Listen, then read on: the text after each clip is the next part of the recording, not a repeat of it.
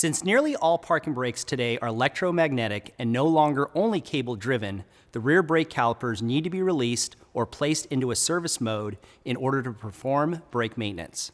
I'll demonstrate this function on a 2018 Range Rover Sport chassis code L494 using the iScan SF and our Land Rover Enhanced software, communicating on a Diagnostics over Internet protocol, also known as DOIP. While there are manual procedures to perform this function, in certain cases, many technicians find it safest and easiest to use a proper diagnostic tester to perform this adaptation. The ignition should be in position 2 with the engine off. Launch diagnostics.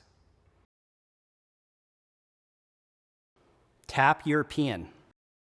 Tap Land Rover. Tap service function. Tap automatic detection. Confirm the correct vehicle is displayed. Tap quick service. Tap parking brake pad replacement, release to service position. Press enter to continue. Start engine and let idle. Press enter to continue. Confirm the following actions have been taken. Press enter to continue. Press enter to retract the parking brake. A warning message will be displayed in the instrument cluster. Turn ignition off for 10 seconds. Terminal 15 key cycle. The parking brake is now in service position. Perform repairs or maintenance as needed.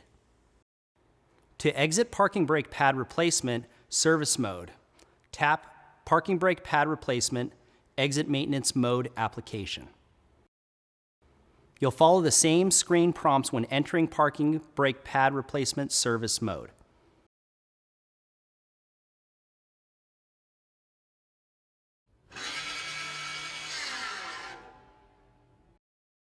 Press enter to continue. Always check and clear any fault codes when complete.